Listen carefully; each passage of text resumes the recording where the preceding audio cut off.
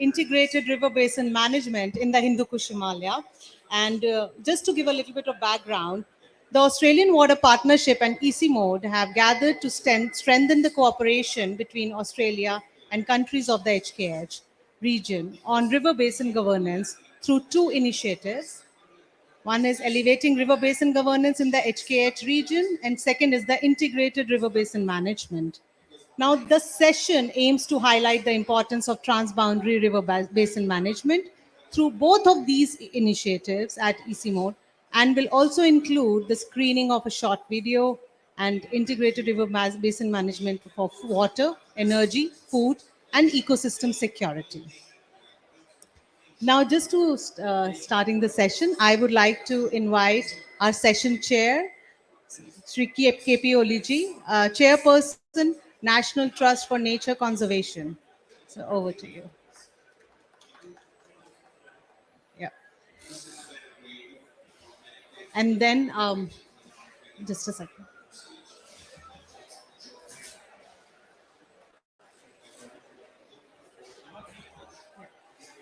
Now, I would like to invite Lucia Gamara, Senior Partnerships and Impact Officer at Australian Water Partnership, for the opening remarks. Lucia, over to you. Thank you very much, Deepshika, and welcome everyone. Thank you for your interest and concern in the glacier areas and their changes. It is a pleasure and honor for the Australian Water Partnership to be collaborating with the International Center for Integrated Mountain Development in this session.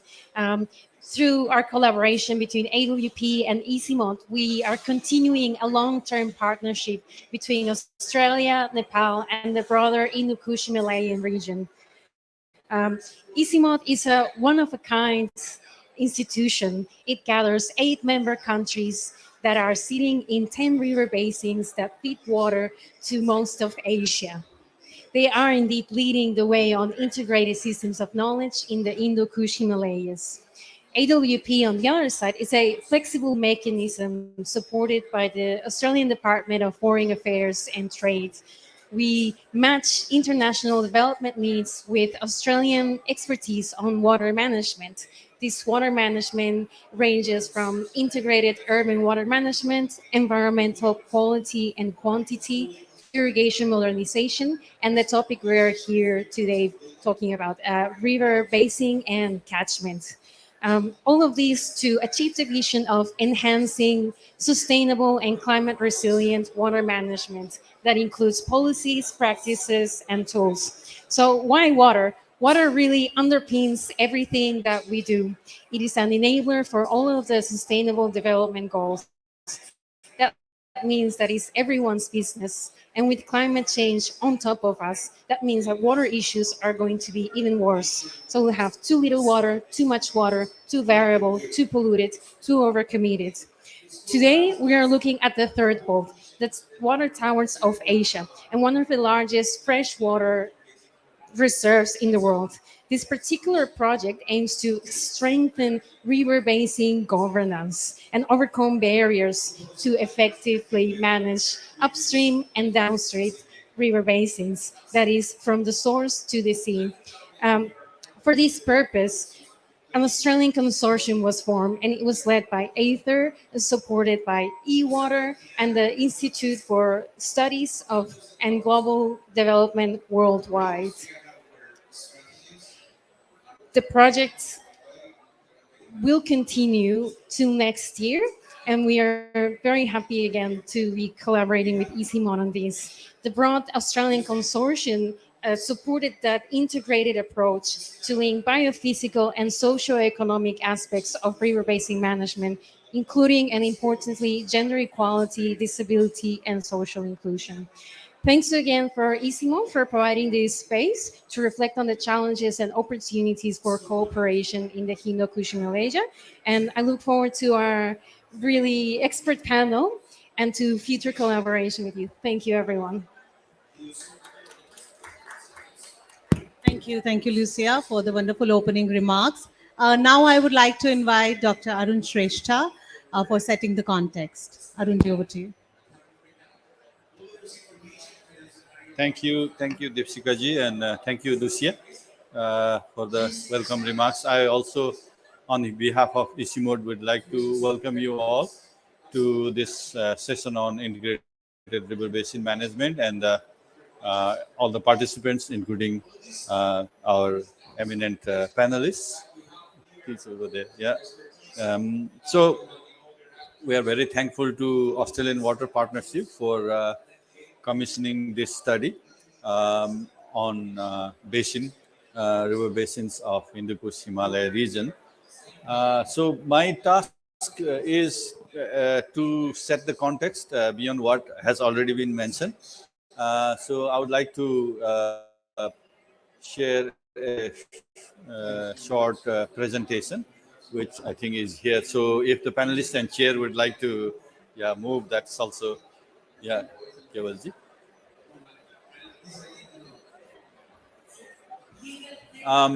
So to start with, and I do this, I have done it multiple times. I share the same slides in each of my presentation. Is the reason we are here in COP is to give high priority to the mountain agenda, which to the date we think has been not so much highlighted. So our slogan is moving mountains, which means not that we want to move the mountains physically. We want mountains to stay intact, but and with a lot of ice and snow on it. But what we mean is moving the mountain agenda, moving the mountain agenda to the forefront, to the center of the discussion, like here in COP, so that it is taken as a priority for climate actions, and we can generate more resources for climate action. So that's what I would like to start with.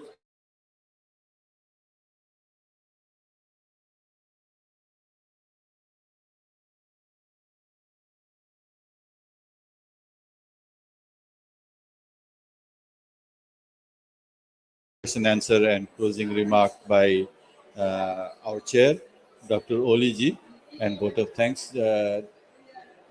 Just wanted to mention here what Lucia has already, kind of mentioned in our welcome remarks is that ECMOD and Australian Water Partnership has signed an agreement uh, for strengthening river basin management arrangements and enhancing cooperation between major river basins. Right. So and there are two parts of this agreement. One is this elevating basin governance in the Hindu-Kush Himalayan region, which involves preparing focused basin reports on Indus, Ganges, and Brahmaputra, providing recommendation and conducting knowledge exchange and dialogues.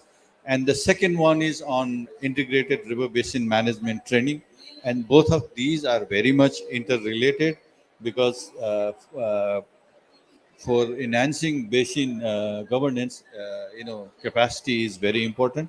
So the second item actually involves training select water leaders from this region on integrated river basin management, and we have done two training programs, one online virtually, totally virtually, and the second one physically, which a few weeks ago was completed. It had physical training program, field visit, and also had a very nice exposure program to Murray Darling River Basin. So for all the regional, water leaders, so that has been completed. But then the discussion we are going to have today is more related to the first item, the basin governance, elevating basin governance. So what has happened is through this, project, we have project. We means the group of people who have been involved, not necessarily AC mode. It is for AC mode. We have provided guidance, support, suggestions, but we AC mode was not involved in the research itself and writing it. So it was done mostly by the group Lucia mentioned, Ethers, E-Water, and I IFST, yes, yeah. Right. So, and we started with a very ambitious program. We thought we would do all 10 river basin, but then we said, for this stage, let's narrow down to 3 river basins, and we selected the south flowing river basin, Indus, Ganges, and Brahmaputra. So basically, I will not go into the details. It's there. This basically tells us about some salient features of the river basins, but also the potential and shared challenges. This is based on the research we have done. For example, for Brahmaputra, it is water resource management, hydropower, culture, and civilization, biodiversity, and flood control.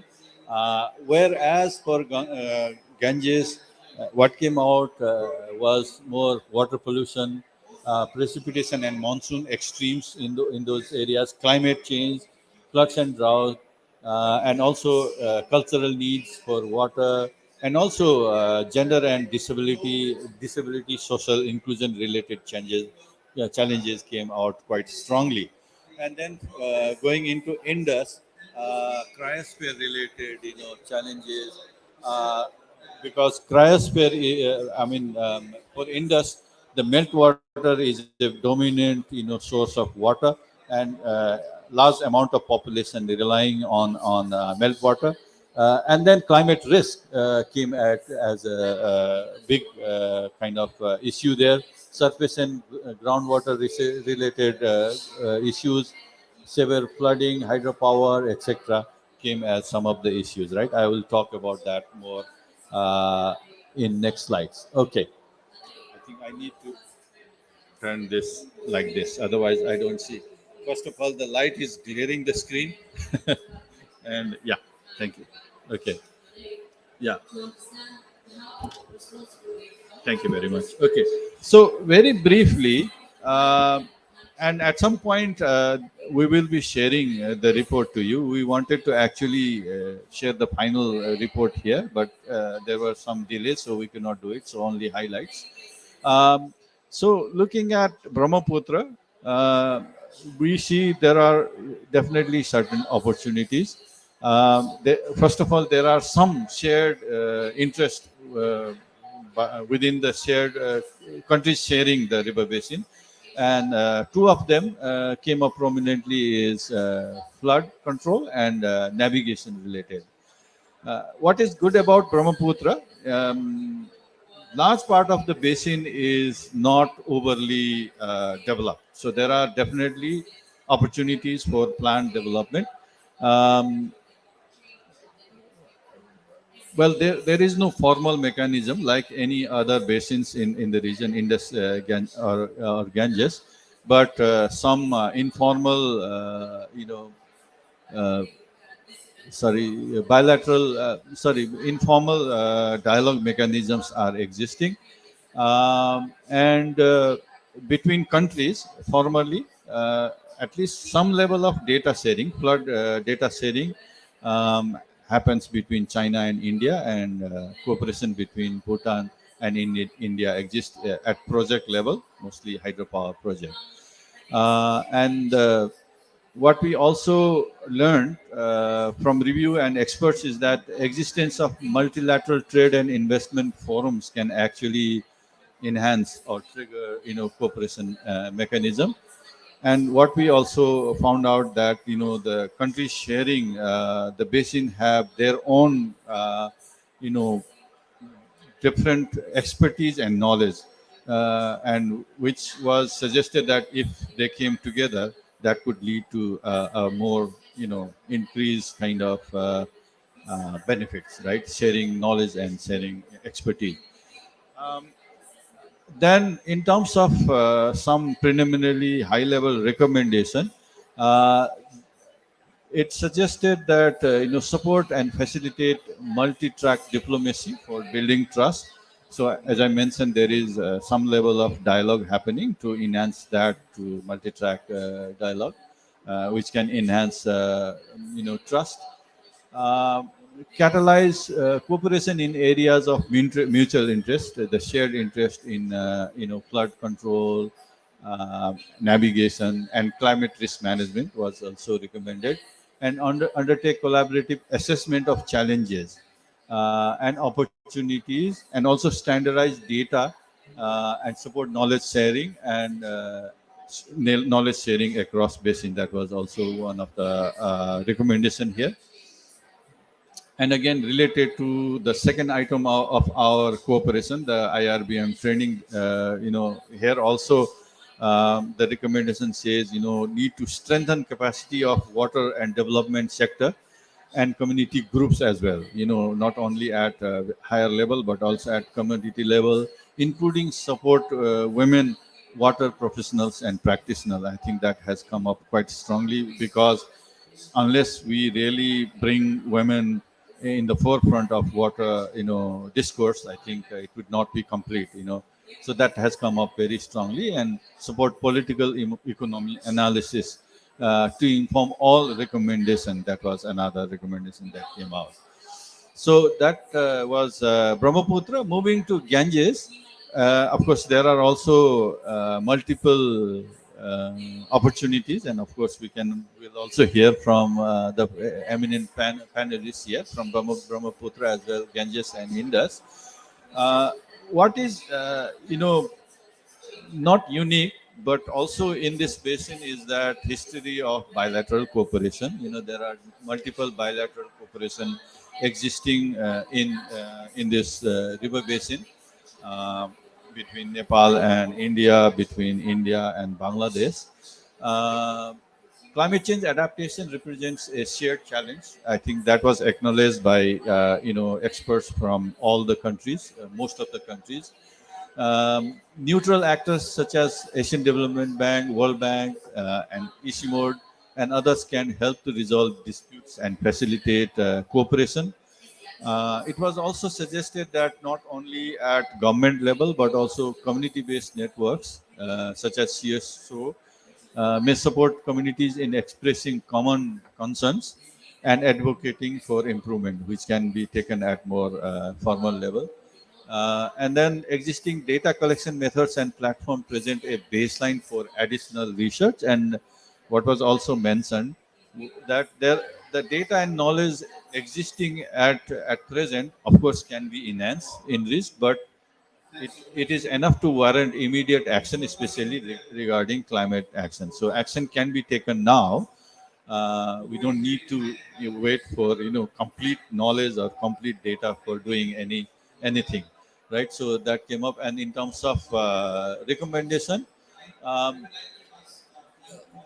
the first one is to use shared benefits and risks, such as hydropower. There are a lot of potentials for hydropower, and cooperation around hydropower, flood control, inland navigation, and climate change, and use this as catalyst for cooperation. And many of those are less sensitive, relatively less sensitive issues. The second one is on begin to resolve conflict. Sorry. Yeah. Okay. Uh, and develop basin-wide governance mechanism that includes regional leadership and facilitation of dialogues and governance by neutral actors. It was also coming up as opportunities, and who are the neutral actors? I think it was mentioned in the previous slide. Use avenues within existing arrangements to initiate a paradigm shift away from bilateral agreement towards holistic, inclusive, and cooperative multilateral policy making. I think moving from bilateral, while bilateral continues to be there, multilateral arrangements. I think that has been also recommended here. Um, the next one is on using existing data collection efforts to allow for and support evidence-based policy making. I think that was strongly coming up in the short term, and continue to facilitate improvement of data collection and knowledge sharing in the long run. If you remember earlier, in terms of opportunities, it was mentioned that we have knowledge enough to do action, but that doesn't inhibit additional data collection and knowledge generation. And then community engagement was again coming up very strongly, and recommendation was to increase community engagement in multi-stakeholder basin governance and decision making, and continue to build networks and capacity of community level organization. Right. So that came up very strongly. And moving on to the third final basin in this three basin reports, the Indus Basin. Uh, well, Indus Basin has this Indus water treaty between India and Pakistan, which has been an example actually in this region. Although there are differences between the countries, the Indus water treaty has worked very nicely and served as an example. So that's one good thing. Um, the basin has history of second track dialogue, such as Upper Indus Basin Network and Indus Knowledge Forum is there. So that is a good part of good part of it. There is a push for hydropower development. There is huge unharnessed hydropower potential in this basin, so there is a push for it, and there are definitely several projects in the pipeline. Um, and also in the CPEC, there are several projects being put forward. The next point talks about the HKH Ministerial Summit, which we talked yesterday also, and the ministerial declaration that was signed there, which this report sees as a great opportunity to take forward the cooperation and all levels across HKS to build more robust regional cooperation and promote regional champions leadership and encourage networks and alliances, including networks, women-led networks, youth networks, and indigenous people. And then, of course, it says that the ministerial summit strongly affirmed the role of ICIMOD. We have discussed that yesterday also. And in terms of some of the recommendation, it says the adoption of HK's call to action by ICIMOD, member state presence and opportunity for increased collaboration by a range of stakeholders throughout the basin, include local communities, and recommends taking it forward into action. The Indus Knowledge Partnership Platform, IBKF, as well as Upper Indus Basin Network, um, is recommended to give priority in generating and promoting open data exchange between the basin states to improve early warning system, but not only early warning system, but understand holistically what's happening in terms of climate change and other changes in the basin from upstream and downstream perspective. And it also recommends something called Indus Calling Program, could improve communication by making existing data publicly available and broadly understandable. Basically, it's a call for open sharing of information and also making it publicly available. Uh, and again, going back to UIBN and IBKF, it recommends should initiate in collaboration with the four basin countries research and support for climate resilience in the Indus River Basin. So these are the four recommendations related to Indus Basin. Yeah. So of course it's a very short summary of what is in that very rich report, which we hope to share with you very soon.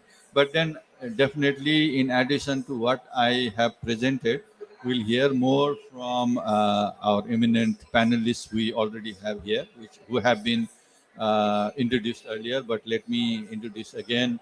We have Keval Prasad Bhandari, who is Secretary, National Planning Commission of Nepal. We have Aisha Khan, Chief Executive of Civil Society Coalition for Climate Change, and we have Namita Prasad, Joint Secretary, Dr.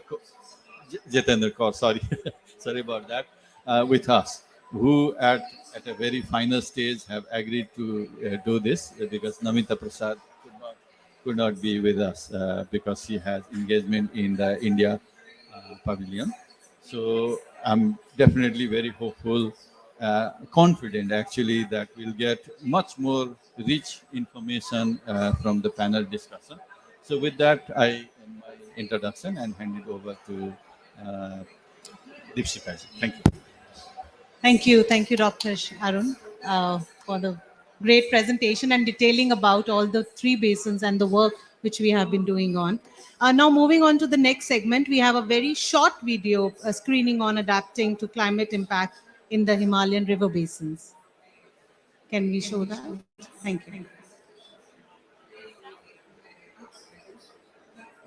Known as the water towers of Asia, the Hindu Kush Himalaya or HKH region provides 1.9 billion people with water, food, and energy. Yet, the HKH region faces more frequent and severe extreme weather events, growing water demands, and environmental degradation.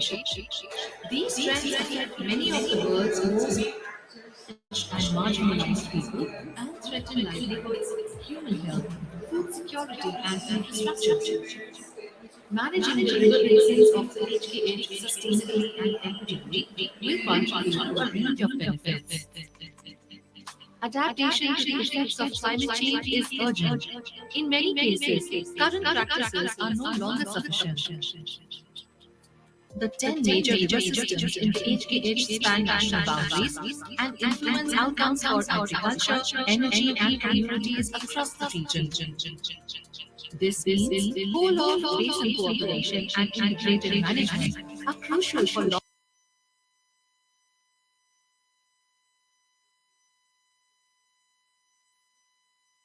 human and financial capacity, and the ability to integrate diverse mindsets and viewpoints on shared challenges. Building trust among governments is key, but the opportunity also exists to build on community relations upstream and downstream.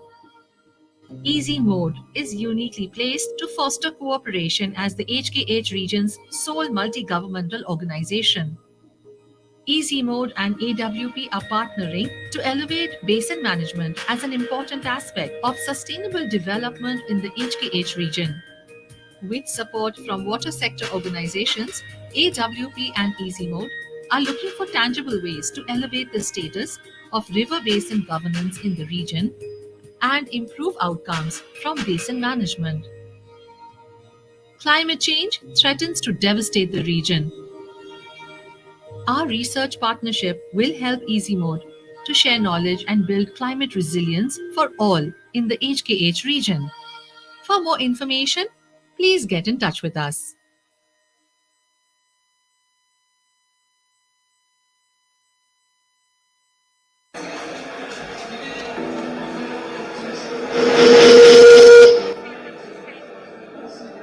Known as the water towers of Asia, the Hindu Kush Himalaya or Can you HKH region provides 1.9 billion people with water, food, and energy. Yet, the HKH region faces Thank you. It seems there is a very big technical glitch today. What happened? So I think it's moving on to our next segment. We would like to invite our esteemed panelist over to the panel session, please. Yeah, please, sir, as well. Yeah.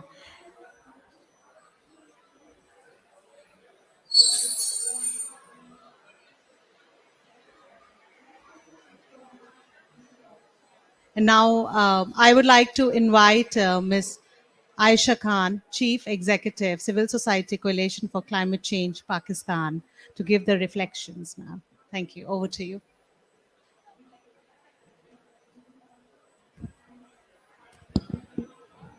Thank you very much. It's a great pleasure for me to be here. I don't know if it's the Cryosphere Pavilion or what, but I'm really freezing cold over here.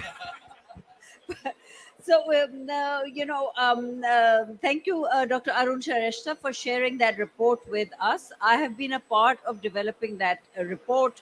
So it gives me great pleasure to know that its reflections are now being shared with a wider audience and that soon it will be available to a wider community of people to benefit and learn lessons for the importance of collaboration in this region. The Indus, as the report shared with you, provides livelihoods to 1.9 billion people indirectly, but it supports about 260 million people directly. So parts of the Indus fall and support Pakistan, India, and Afghanistan and China, but nearly all the populations that are dependent on the waters of the river Indus are extremely poor and extremely vulnerable. So we need to keep that in mind when we think about the need for collaboration, how important it is to support these communities and to strengthen their livelihoods and their adaptation. Traditionally, the demands of the Indus River have been largely agrarian, but we also need to remember that it is Indus is one of the largest continuous systems of irrigation for that region. So the high dependency element of water that is taken and provided for irrigation is also at high risk from climate change.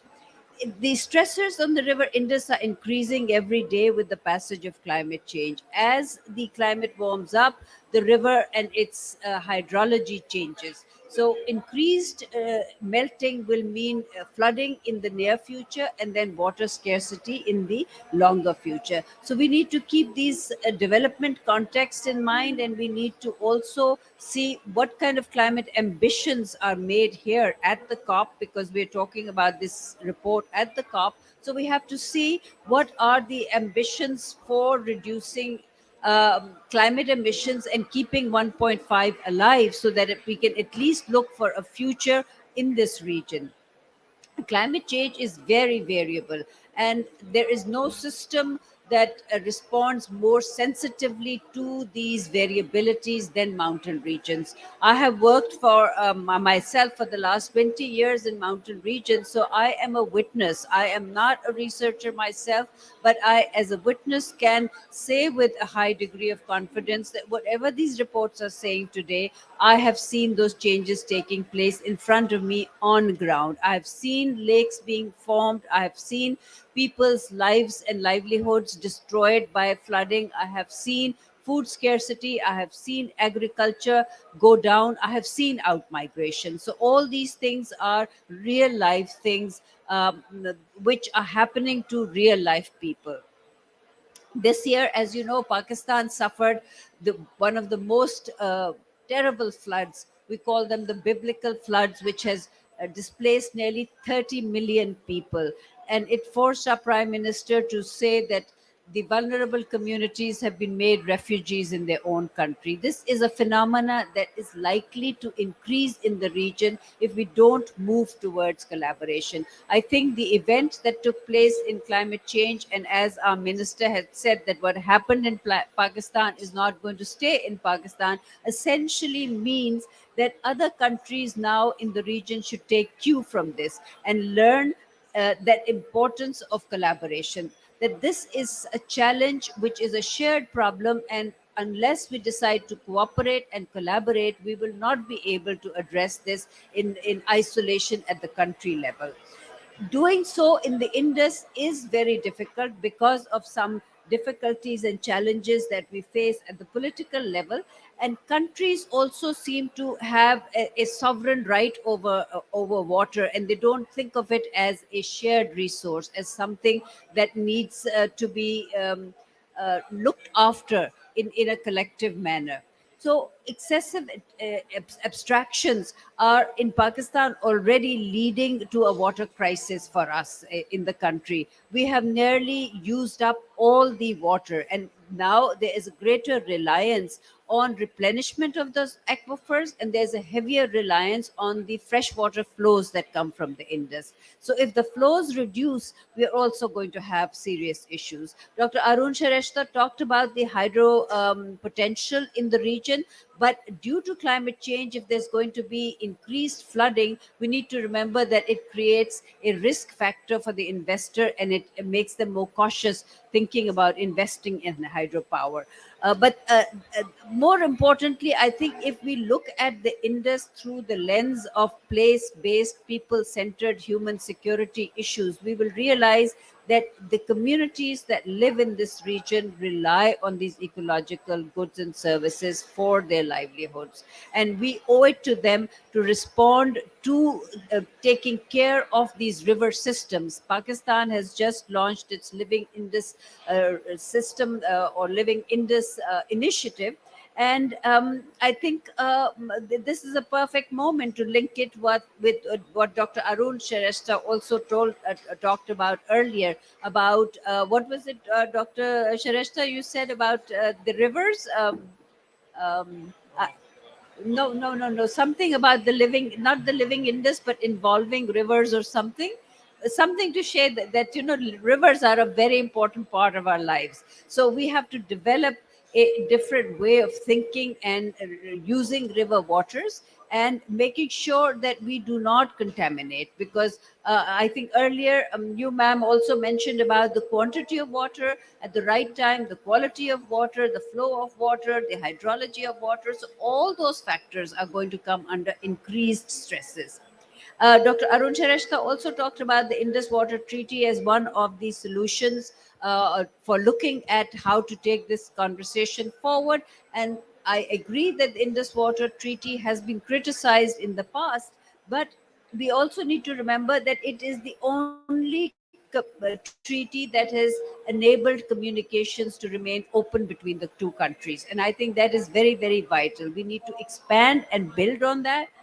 And lastly, I think we have a shared interest in promoting hydro solidarity. We have a shared interest in water security, because we cannot afford destabilization in this region. I think the Upper Indus Basin network can serve a very useful purpose. EC mode, as it has been reiterated again and again through the different presentations I heard earlier, as the neutral space that is the perfect environment for all the researchers to get together and work towards joint research. I think when I was reading some of the posters over here and seeing what the permafrost can do to us, what the cryosphere can do to us, it is a very frightening prospect that if we don't undertake joint research and work towards it in a collective manner, we will not be able to avert these disasters. So I hope that the initiative that the Australian Water Partnership has taken in collaboration with EC Mode uh, is able to progress more, and it is able to provide the region with greater water hydro solidarity, more research, more information, and it takes us towards taking a more focused and integrated approach in protecting our water systems in South Asia. Thank you. Thank you. Thank you so much, Ms. Aisha Khan, for those valuable remarks and linking the importance of regional cooperation and also the transboundary cooperation specifically related to Indus River Basin Management. Now, moving on to our next panelist, I would like to invite Dr. Jatinder Arora. She is Executive Director, Punjab Council for Science and Technology from India. Ma'am, so I would like to, we would all are here to learn from you, what are the major management issues in the transboundary Brahmaputra Basin, and also how it can be integrated, management can be enhanced. Thank you. Thank you, Deepshika. Uh, I think it was Arun. Thank you. It was a really nice presentation. Though I have yet to have a look at the report, and you said that it will be shared. I'm sure everyone will benefit from that and would rather be looking forward to that. But you gave a fairly good overview of the study. Talking of Brahmaputra, I'm sure many would be aware it's Asia's South Asia's largest river basin, and most populated as well. 130 million population depending on it, and also, as far as biodiversity is concerned, a very diverse ecosystem it is. Um, and also, if you talk of hydrology wise, it's very unique initial stretch, which is snow dominated. It's a quite long linear stretch, and followed by then the lower stretch subsequently. Um, I think when you talk of what can be done in terms of the scope of study that you mentioned, the report that you mentioned, the first and foremost that comes to my mind of importance is flood management, because it's a subject of common interest for any country, for any community. Uh, and also, there, as far as the projections are concerned, rainfall is envisaged to increase in the monsoons, and the winter rainfall is envisaged to decrease. And also, the water availability is envisaged to be lesser in the drier stretches, in the drier periods. So I think these are the areas of real concern. And as we envisage, rainfall increase, especially in the monsoon period in times to come. So flood management and also the early warning systems, I think, would be an area for which transboundary cooperation could be a win-win situation. Um, Having said that, I think knowledge sharing, Arun, you were emphasizing yesterday on this, and I think very rightly, highlighted in your presentation. I was here yesterday as well, so I had the chance of listening to that one too. So I think in terms of knowledge sharing, the standardization of hydrometeorological data,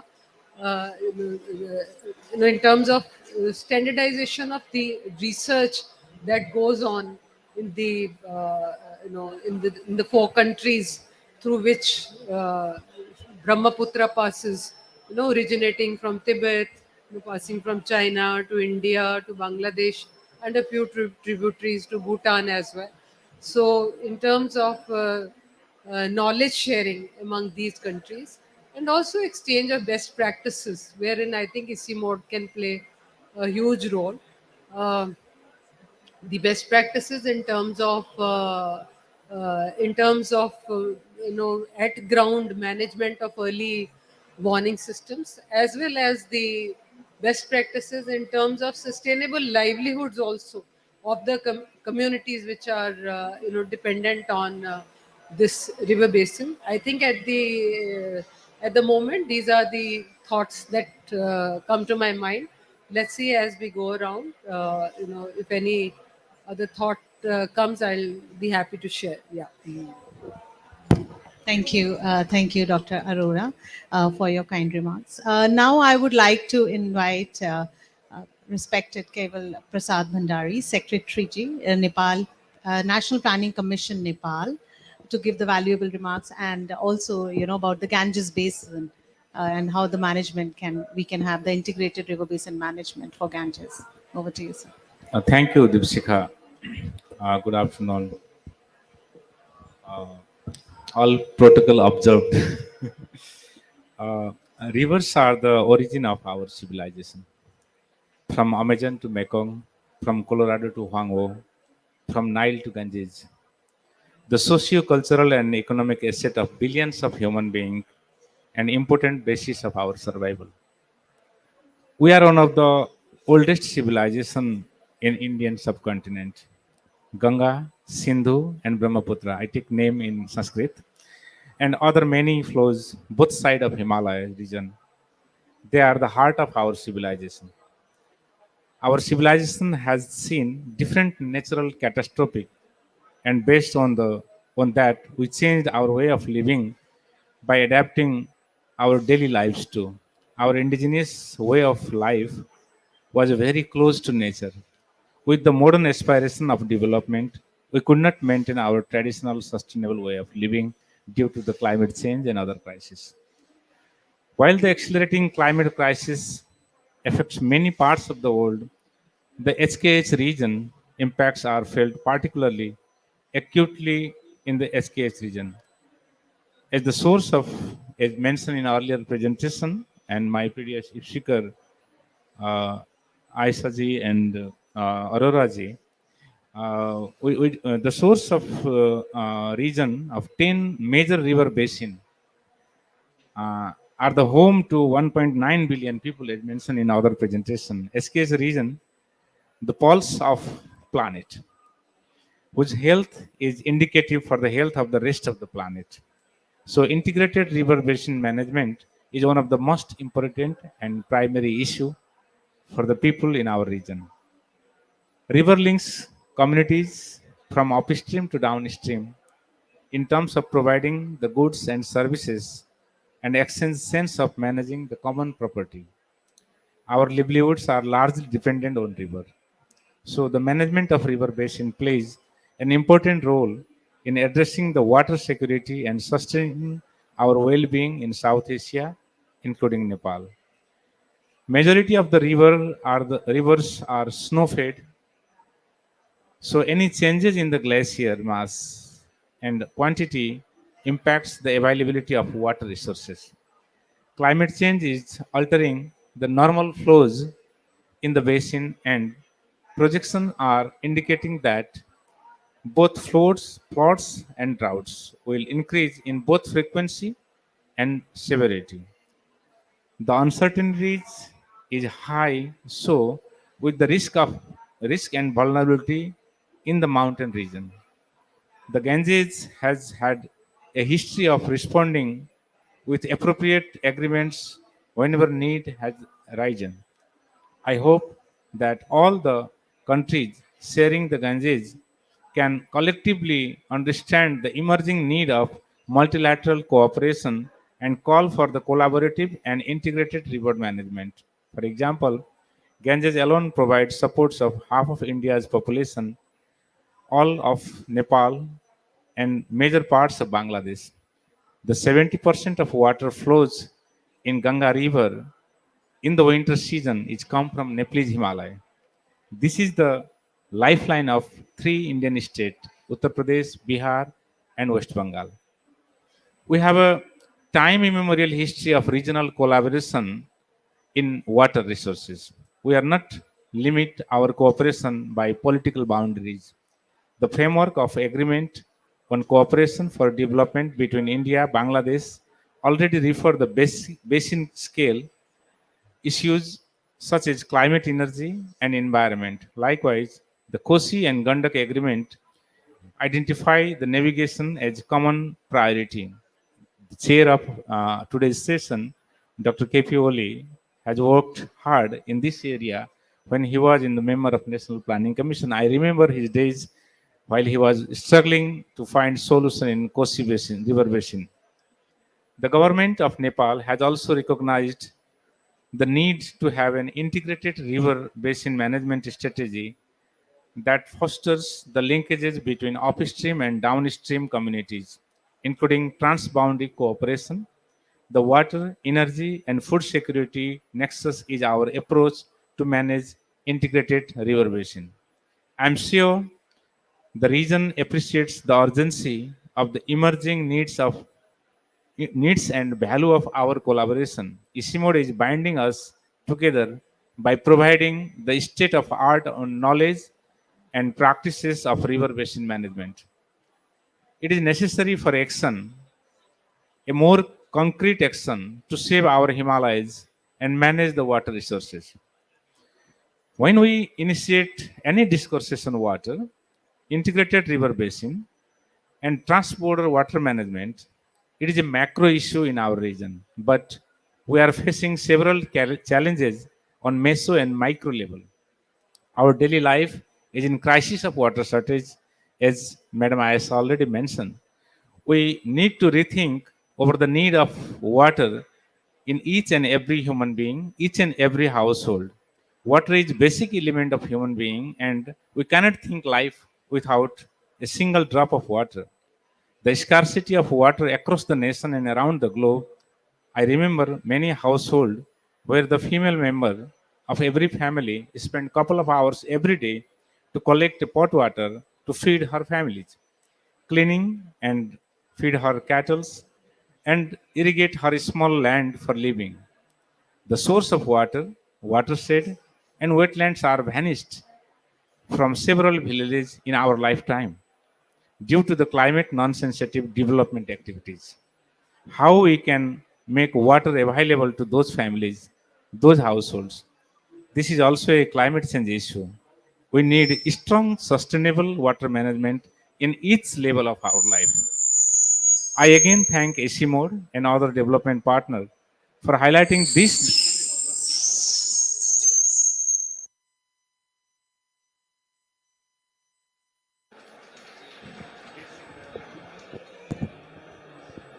this important agenda for human life and bringing us together. We need a more united and bonded regional approach that can manage our water resources and secure the livelihoods of billions of people who depend on this. A justice for our future generation and sense of urgency for us to respond collectively. Thank you. Thank you very much. Thank you so much, sir. And I would like to invite any questions if we have any questions. Uh, so maybe, okay, please. Please introduce yourself and then ask the question. Hi, everyone. Thank you so much for this amazing panel. I'm learning a lot. I wanted to preface by stating that I'm coming from Tibet. It's a place I've never been to because I cannot go. So I appreciate learning a lot about what is really this area that is quite inaccessible to me. And yes, thank you for all the information on this. I think, you know, regarding transparency and research that's done in this region, I'm very curious to see how that goes, particularly when you're talking about transboundary cooperation, how that happens in an area where there is such little research being done. And I'm talking about the Tibetan Plateau, and a lot of that is for political reasons.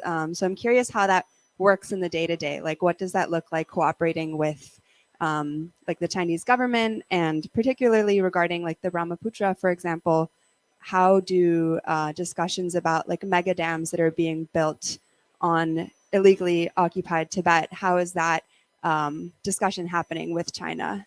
And what is like, sort of the availability of research on that?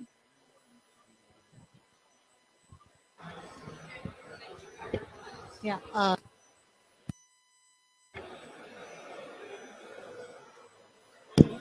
Keval. Actually, we people in both side of Himalayas using the same water, and the source is HKH region.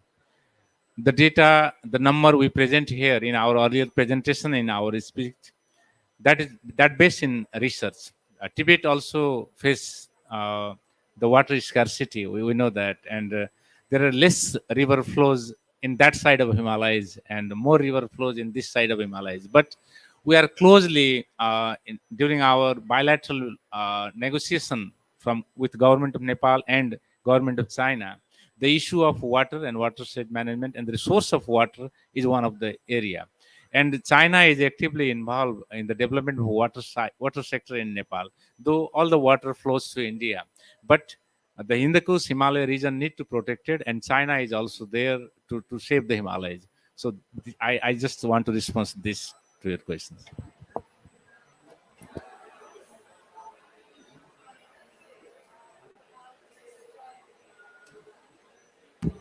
Yes, I would just like to add that I think the whole purpose of this report and doing the knowledge, establishing a knowledge network and preparing this report is to highlight why it is so important that countries should not look at water as individual sovereignty and consider it as a shared report, a shared resource, sorry. So it is very important that these issues that we face need to be bypassed. Because if we're looking at water security, food security, human security, we need to understand that it's a shared resource, and it provides us with perhaps, the perfect entry point when we look at it through the lens, not through political lens, but through the lens of human security. We recognize that it gives us the perfect entry point for multilateral cooperation, which is very important. Thank you. Thank you so much. We have another question. Okay, thank you. Santosh Nepal from IMI Nepal. Um, for the integrated river basin management, and especially in the context of regional cooperation, I think we have to also look at these problems from the climate change angle, and not as a villain as a climate change, but climate change actually brings the opportunities for the countries to come together to solve the problems, because uh, the climate change impacts are very sectoral. And what happens in the, for example, in the Indo-Gangetic plain of Bihar, the problems in agriculture or sediment or floods is actually originating in the other countries, like the upstream, the Nepal and China. So, but having said that, there is always a problems among the countries to come together and talk about the problems. And especially it doesn't happen when it comes to the sharing the resources. But when it happens is when the crisis hit, when there is a big flood happening, when there is a landslide dam, the blockage happened in Nepal, then the concern rises in the Bihar or India, that what would happen to them if there is a burst. So here my point is that probably we need to look at climate change as an opportunity for the regional cooperations to bring countries together and to resolve this crisis. Thank you. Thank you for your comment. Thank you. Thank you. So, yeah, now moving on to our next segment. If we do not have any further questions, is I would like to invite Shri KP Oliji, Chairperson, National Trust for Nature Conservation, for giving the closing remarks. So, over to you. Please.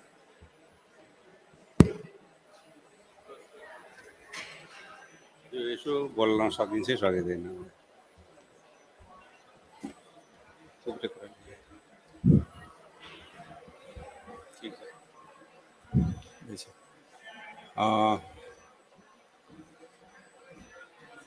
First of all, I would like to thank the organizer for inviting me and allowing me to chair the session. And I am really thankful to our esteemed panelists, very well gender balanced panelist. So it was really wonderful. Actually, our region, as already been mentioned, that too little water and too much water, it is always there like that. Panelists actually reiterated what has been actually brought by 3 years study. Yeah. One and a half year study. So it is almost a reiteration plus some additional points also came here. One or two things, the disasters are our life here in the whole Hindu Kush Himalaya region, and probably it enhances us for greater probability for survival also. Disaster, and then it hardens us. That is always our, we have been witnessing those disasters, but the frequency has increased in the over the last decade. But earlier also there were disasters, because we see the history is one disaster after another disaster. If we go back to the history is always one disaster and then followed by another disaster. So it will continue. If we see the history of the earth also, development and evolution, it is like that. It is only after the last ice age, that is about 12,000 years, our total climatic system is relatively stable. So it was stable. Now we are moving towards instability. So that is the only fundamental difference between them. And many of us actually in this whole in the session also we participated. Many of us think that we are going away, we will go die out. It is not like that, because in the history of the earth, even worse situation had happened. Late Permian period, if we go back, almost 90% of the total species were extinguished that time. So that is why I think uh, there will be some problem, but it will not be a disaster like what many people are talking about. So, but many of the talk that has happened in this session, as well as whatever the researcher has actually brought, is they are mainly related to two issues, as we can see here. One is the natural, that is climate change related, and another is man-made, which is largely political, because geopolitical situation is most important in this part of the Hindu Kush Himalaya region.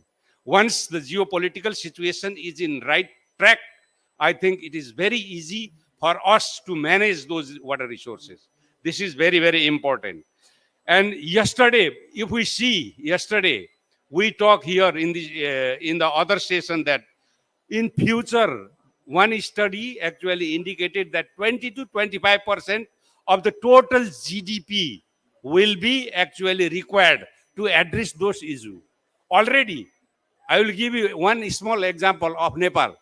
2.5% of the total GDP of Nepal is actually used and invested for addressing these floods and other disasters, natural disasters. Similarly, in case of India, similarly in case of Pakistan, already this is happening. So if 20 to 25% of the total GDP of a country is going to be invested, particularly dealing with this, why not we come for collaboration? Why not for regional cooperation or transboundary cooperation framework, particularly for this reason? So I think it will come eventually. It has to come.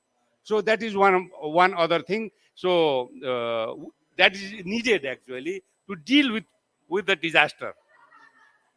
That requires innovative financing also. Innovative financing is required, particularly to deal those. And the other aspect is, what we have seen, particularly in the whole Hindu Kush Himalaya region, many of the, except in China, many of this part of the Himalaya, whatever, hydropower projects have been developed, they are all based on ROR system, run of the river system, run of the river system. And we are facing the biggest disaster we faced year before last was in Bhotekoshi in Nepal, where everything was swept away down. Similar event happened in Uttarakhand in India, and similarly they are happening. The frequency will be coming down. So yesterday we also listened here, for the cab investment, particularly private investment.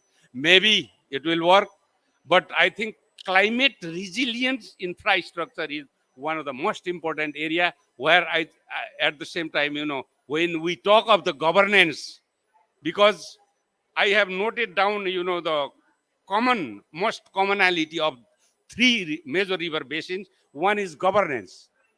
Governance, until and unless both governance at the local level, national level, and transboundary level is not actually corrected or improved, or major understanding is done, it is very difficult actually to manage these water resources. Another common point of the all three river basin came was data sharing and knowledge sharing, knowledge generation, data sharing. That has to be done in the future. Or another common understanding, the finding of both all the three river basin was capacity development of the local people, capacity development at the national level, and transboundary level also. So that is another thing. Cooperation and collaboration, of course. ICIMOD has been actually working on this regional cooperation framework for many years now, but it has not been materialized. While this is one area, only water, transboundary water, river management, but there are a whole host of other cooperation which are required actually. Take example of pollinator species. They are migrating from one country to another country. How should we deal with this? This is also another area. Biodiversity resources, this is another area. So cooperation, bilateral and multilateral cooperation. Initially, as the panelist has mentioned here, we have, bilateral cooperation between China and Nepal, India and Nepal. Similarly, India and Pakistan, Pakistan and China, bilateral. So these are there, but we need trilateral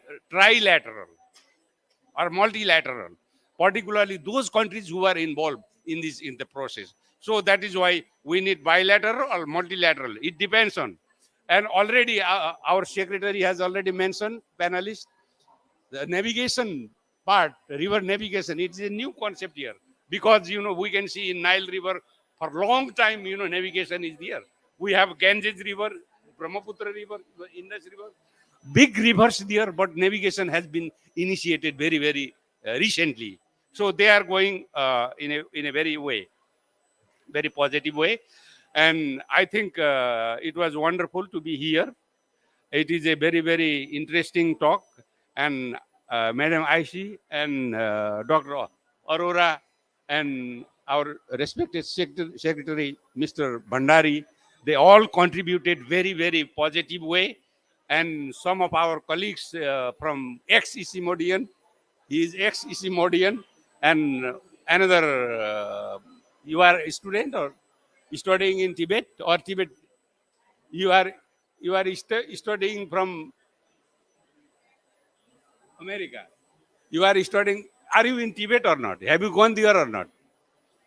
So that is the reason. I was a professor at Sichuan University, and I repeatedly we had a project actually in Lhasa River Basin also, and Mount Kailash area. So I know little bit about there also. So I think the most important aspect is this project has done a great job in generating knowledge now, and which direction we have to go. That has been actually pointed out by this report. And the next phase of the study should be actually to bring these parties together and develop a transboundary water management cooperation specifically for this. This should include biodiversity resources. This should include cultural exchange, many cultural exchange, as all the panelists have said. This is the source of civilization. What is Asia? What is Asian civilization? It is Wango River civilization. It is River Ganges civilization. It is Indus civilization. It is Brahmaputra River civilization. This is what is Asia. So Asian civilization or West Eastern civilization is based on these river systems. So we must actually focus on these and bring into a very, very constructive and positive transboundary regional cooperation framework eventually. And I am sure that Ishimoto is best located for this. It is the only regional institution which is working as a conduit of all the 8 member countries in the region. And I am really thankful to you for giving this opportunity for me here, as well as our panelist who has contributed very significantly, particularly for the cause of regional transboundary regional cooperation, and also all the some of the distinguished colleagues here who participated here. I really thank you, and thank you very much. Thank you.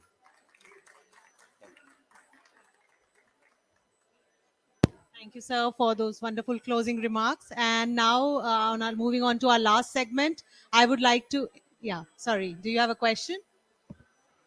Just last question, yeah. Yeah, please.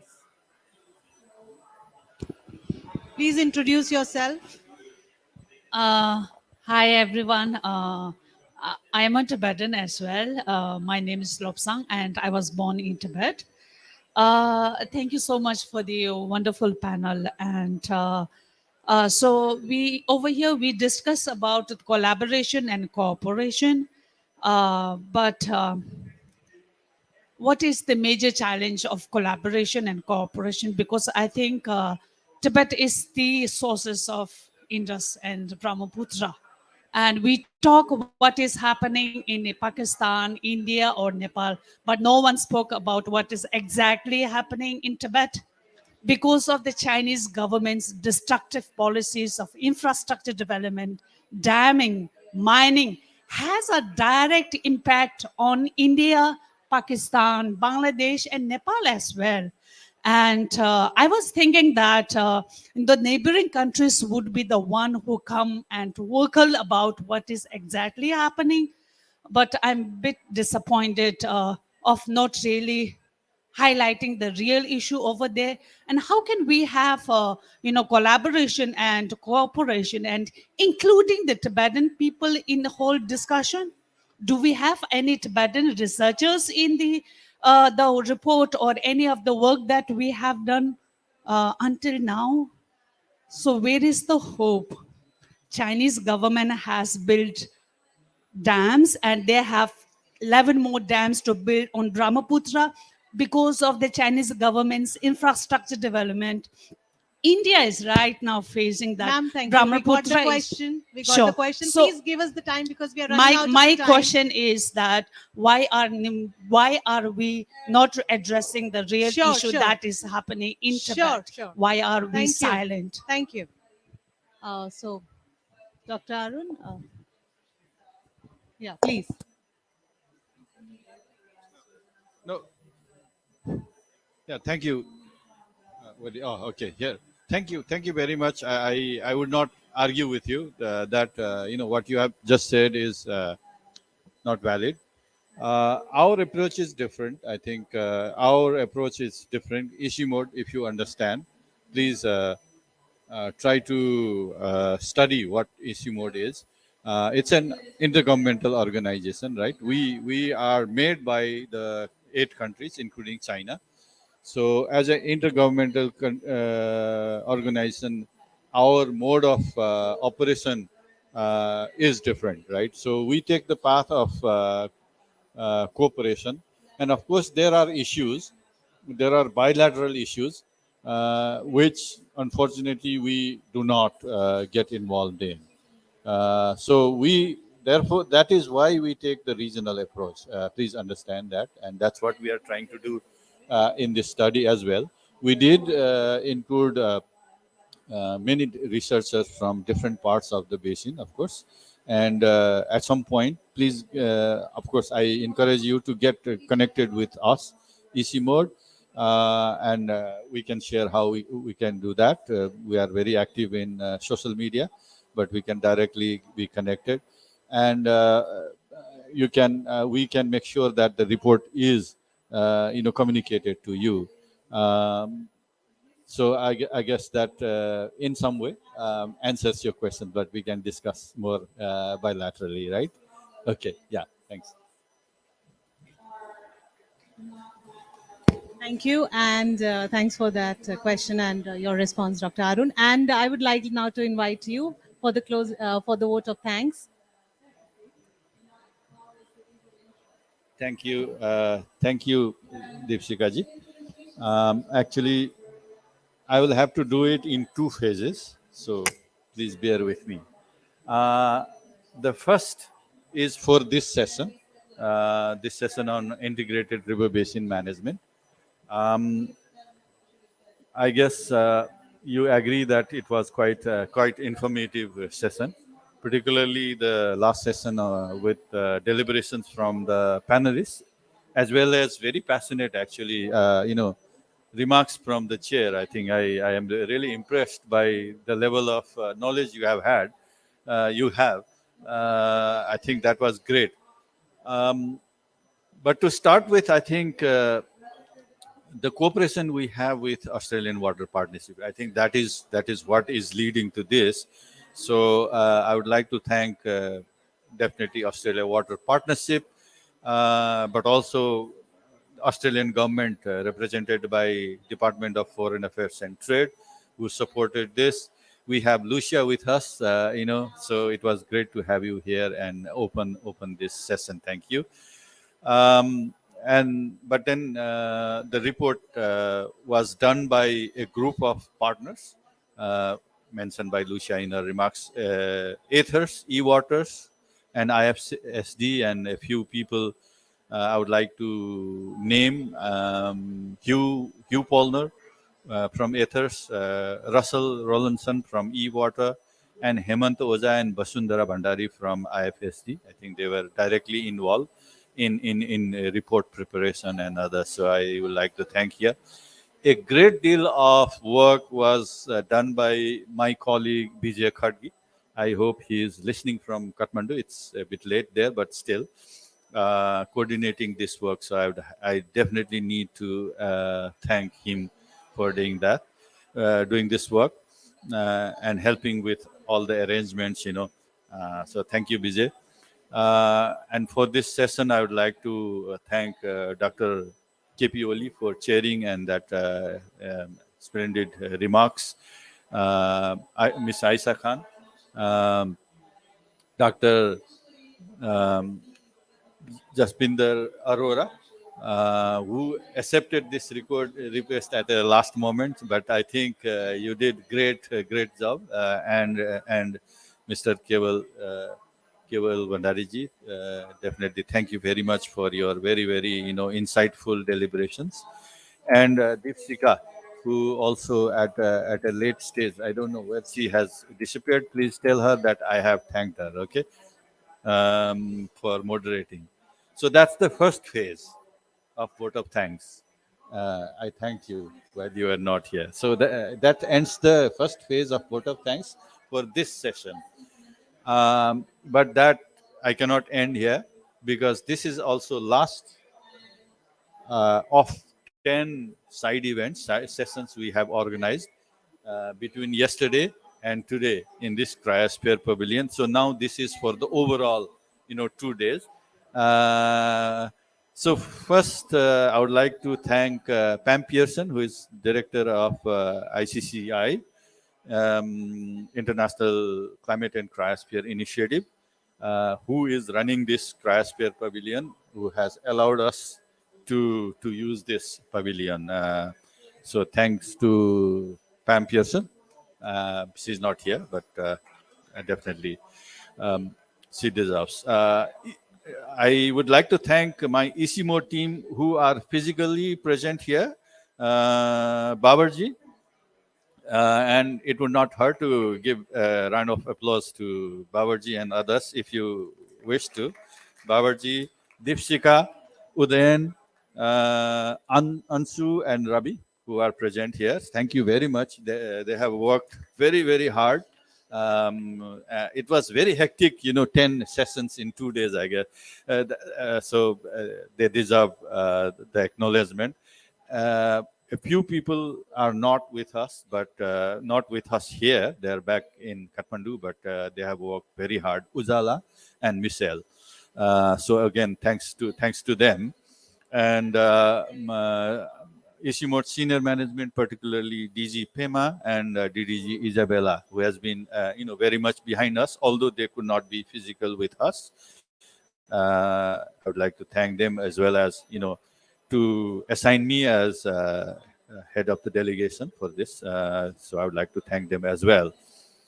We had great support from what I think are called early career professionals, which have been helped. Yeah, okay, they are here. So thank you very much. And I have been seeing you standing all the time. I don't know how you do that, but thanks a lot for doing that. And for organizing those 10 sessions, we partner with many organizations. I could not actually note down their names, so I would also like to thank all the partners with whom we did those 10 sessions.